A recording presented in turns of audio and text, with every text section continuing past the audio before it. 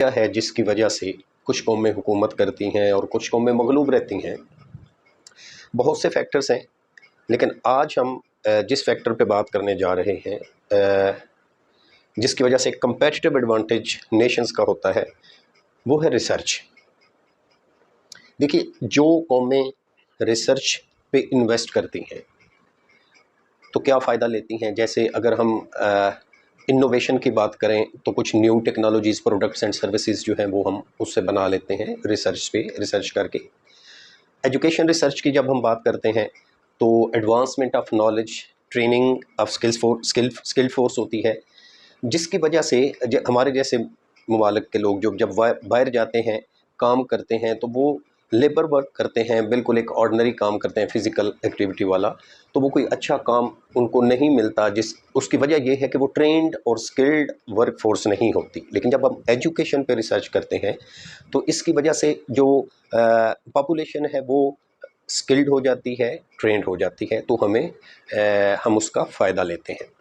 اسی طرح health care کی جو ریسرچ ہے اس پہ دیکھیں تو میڈیکل سائنس جو ہے اس میں بہت ساری جو نئی ایجادات، دوائیاں، اور اس پہ جو بہت سے طریقے ہیں انسان کو جو فائدہ دینے والے ہیں، ہم وہ ایجادات کرتے ہیں۔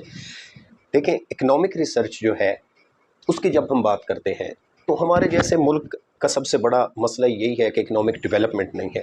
ہوتی کس سے ہے؟ یہ اکنامک ریسرچ سے ہوتی ہے، جس سے کسی بھی کنٹری جو ہے وہ اس کی جی ڈی پی وہ انکریز ہوتی ہے اور وہ سیلف ڈیپینڈنٹ ہوتا ہے، اس کو قرضہ نہیں لینا پڑتا۔ لیکن ضروری ہے کہ ہم اکنامک ریسرچ کریں۔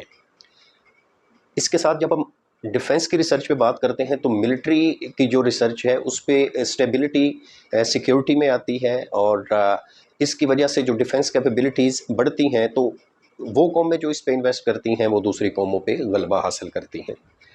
اور جیسا کہ آج ہم دیکھ سکتے ہیں بہت سے ممالک جن کا غلبہ ہے اس پہ ایک بڑی جو وجہ ہے وہ ڈیفنس کی جو ملٹری کی جو ریسرچ ہے اس پہ انویسٹمنٹ ان کی زیادہ ہے۔ اسی طرح جب ہم دیکھتے ہیں کہ انوائرمنٹل سسٹینیبلٹی پہ جب ریسرچ ہوتی ہے تو انرجی کے نئے نئے سورسز ایجاد کیے جاتے ہیں، اور وہ جو قومیں ہیں ان کی جو انرجی کی جو ضروریات ہیں اس کو پورا کرتے ہیں، اور ہمارا ملک جو ہے وہ انرجی میں بھی آپ زیادہ اچھی طرح آپ کو معلوم ہے کہ کہاں پہ جا رہے ہیں۔ اچھا، قوموں کو انفلوئنس کرنے کے لیے، دوسری قوموں پہ اثر انداز ہونے کے لیے، جب ہم گلوبل ریسرچ جو ہے وہ گلوبل نالج پہ ریسرچ کرتے ہیں تو اس سے انٹرنیشنل پالیسی بنانے میں ہمیں مدد ملتی ہے۔ ہمارے پاس نئے نئے اس پہ طریقے ہوتے ہیں جس کو ہم فالو کر کے ہم انٹرنیشنل پالیسی اپنی بناتے ہیں اور دوسری قوموں پہ ہم غلبہ حاصل کرتے ہیں۔ دیکھتے ہیں کہ یہ جو ساری قسم ہے ریسرچ کی، کون سے ممالک ہیں جن کی انویسٹمنٹ R&D پہ سب سے زیادہ ہے اور ان کا غلبہ کتنا ہے دنیا پہ، اس پہ ہم ایک نظر ڈالتے ہیں۔ سب سے جو ٹاپ آف دی لسٹ ہے وہ ملک ہے امریکہ۔ ریسرچ پہ جو سب سے بڑی انویسٹمنٹ ہے، کان کھول کے سن لیجئے، امریکہ کی ہے۔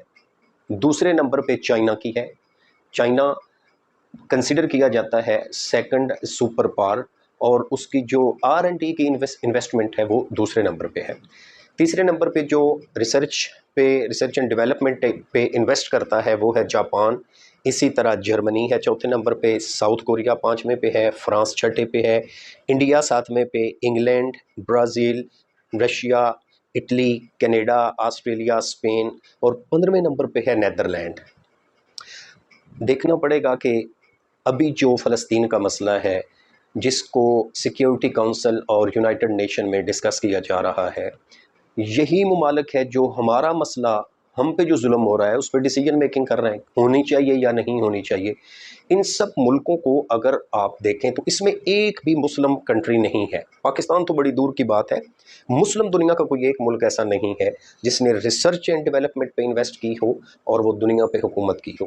تو اگر ہم کو ریلیشن ایک ڈیولپ کریں تو اس کا مطلب ہے کہ جن کنٹریز نے ریسرچ پہ انویسٹمنٹ کی ہے ان کا غلبہ بھی زیادہ ہے، انفلوئنس ڈیفینیٹلی ان کا زیادہ ہے، اور وہ اکنامکلی انڈیپینڈنٹ بھی ہے۔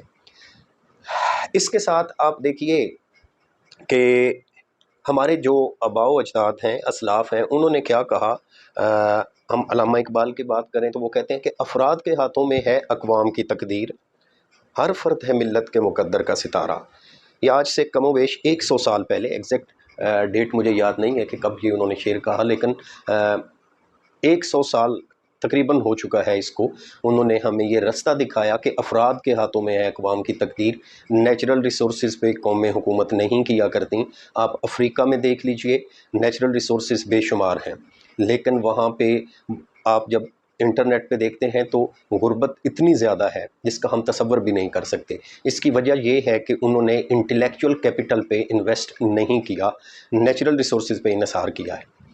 پاکستان کی جب ہم بات کرتے ہیں تو دیکھیے ہماری جو ہماری جو ایکسپورٹ ہے، اس سے زیادہ سنگاپور کی ایک جو کموڈیٹی ہے، سافٹ ویئر کی میں بات کر رہا ہوں، سافٹ ویئر کی ایکسپورٹ پاکستان کی ٹوٹل ایکسپورٹ سے ڈبل ہے۔ انڈیا کی جو آئی ٹی کی ایکسپورٹ ہے، انڈیا کی آئی ٹی کی ایکسپورٹ کی بات کر رہا ہوں، یہ سعودی عربیہ کی آئل کی ایکسپورٹ سے زیادہ ہے۔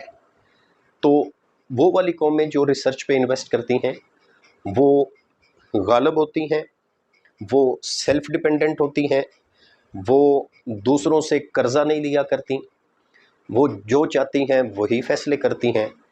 اور کتنے افسوس کی بات ہے کہ یہ درس تو مسلمانوں کے لیے تھا کہ ہم نے پڑھنا ہے، ریسرچ کرنی ہے۔ سب سے پہلا درس جو انسانیت کو ملا وہ تھا اقرا۔